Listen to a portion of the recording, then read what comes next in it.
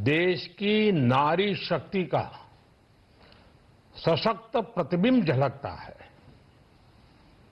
महिला वित्त मंत्री के रूप में निर्मला जी ने लगातार 9वीं बार देश का बजट प्रस्तुत करके नया रिकॉर्ड बनाया है।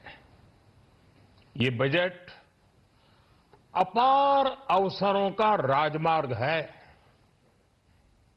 ये बजट वर्तमान के सपनों को साकार करता है और भारत के उज्जवल भविष्य की नींव को सशक्त करता है। ये बजट 2047 के विकसित भारत की हमारी ऊंची उड़ान का मजबूत आधार है।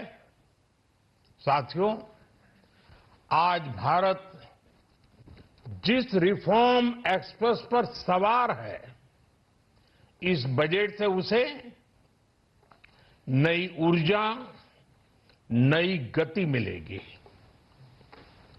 जो पाथ ब्रेकिंग रिफॉर्म्स किए गए हैं, वो एस्पिरेशन से भरे हुए भारत के साहसिक, टैलेंटेड युवाओं को उड़ने के लिए खुला आसमान देते हैं।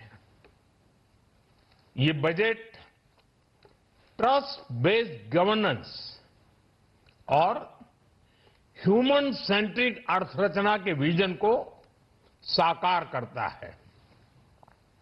एक ऐसा यूनिक बजट है जिसमें फिस्कल डेफिसिट कम करने, इन्फ्लेशन कंट्रोल करने पर फोकस है और इसके साथ ही बजट में हाई कैपेक्स और हाई ग्रोथ का भी समन्वय है। साथियों, ये बजट भारत की वैश्विक भूमिका को नए सिरे से सशक्त करता है। भारत के 140 करोड़ नागरिक फास्टेस्ट ग्रोइंग इकोनॉमी बनकर ही संतुष्ट नहीं है। हम जल्द से जल्द दुनिया की तीसरी सबसे बड़ी अर्थव्यवस्था बनना चाहते हैं। ये करोड़ों देशवासियों का संकल्प है। दुनिया के एक ट्रस्टेड डेमोक्रेटिक पार्टनर और ट्रस्टेड क्वालिटी सप्लायर के रूप में भारत की भूमिका लगातार बढ़ रही है।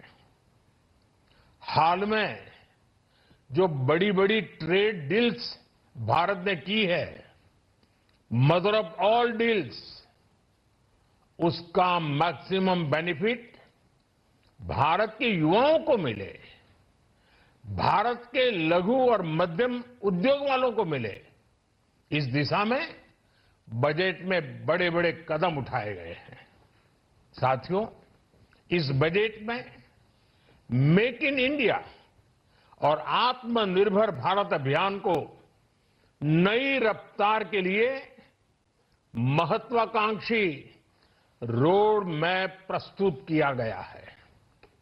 इस बजट में नई उभरती इंडस्ट्रीज यानी सनराइज सेक्टर्स को जिस मजबूती के साथ समर्थन दिया गया है, वह अभूतपूर्व है। Biopharma Shakti mission, semiconductor mission 2.0, electronic component manufacturing scheme, rare earth corridor का निर्माण, क्रिटिकल मिनरल्स पर बल, टेक्सटाइल सेक्टर में नई स्कीम, हाईटेक टूल मैन्युफैक्चरिंग को बढ़ावा, चैंपियन एमएसएमईज तैयार करना, ये फ्यूचरिस्टिक है। देश की वर्तमान और भविष्य की आवश्यकताओं का ध्यान रखती है। एमएसएमईज को, हमारे लघु और कुटीर उद्योगों को जो समर्थन इस बजट में मिला है, वह उन्हें लोकल से ग्लोबल बनने की नई ताकत देगा। साथियों, बजट में इंफ्रास्ट्रक्चर को मजबूत करने के लिए कई बड़े कदम उठाए गए हैं। डेडिकेटेड फ्रेट कॉरिडोर, देश भर में वाटरवेज का विस्तार, high speed rail corridor, tier 2 और टियर 3 शहरों के विकास पर विशेष ध्यान और शहरों को मजबूत आर्थिक आधार देने के लिए म्युनिसिपल बॉन्ड्स को बढ़ावा। ये सारे कदम विकसित भारत की यात्रा की गति को और तेज करेंगे। साथियों, किसी भी देश की सबसे बड़ी पूंजी उसके नागरिक होते हैं। बीते वर्षों में हमारी सरकार ने देश के नागरिकों के सामर्थ्य को बढ़ाने पर अभूतपूर्व निवेश किया है। हमारा प्रयास स्किल, स्केल और सस्टेनेबिलिटी को निरंतर बल देने का रहा है। जैसा कि आज पार्लियामेंट में निर्मला जी ने कहा है, यह युवा शक्ति बजट है।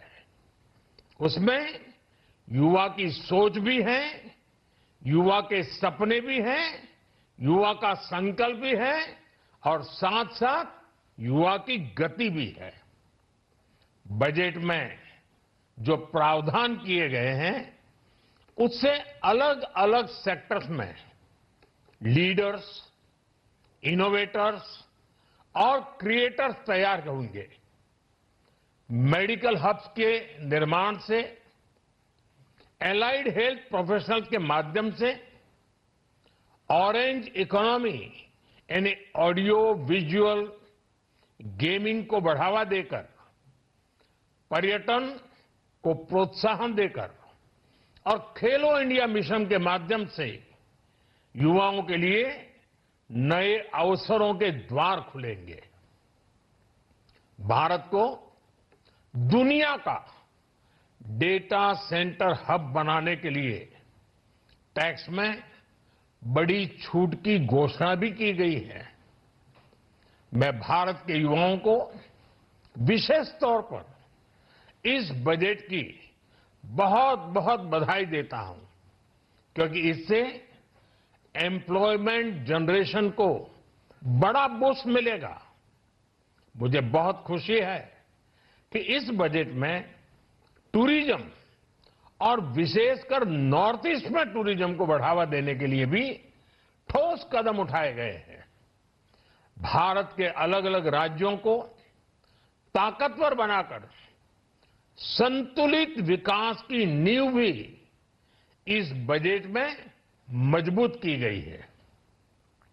साथियों, हमारे देश में 10 करोड़ से ज्यादा महिलाएं सेल्फ हेल्प ग्रुप से जुड़ी हैं और बड़ा सफल अभियान रहा है।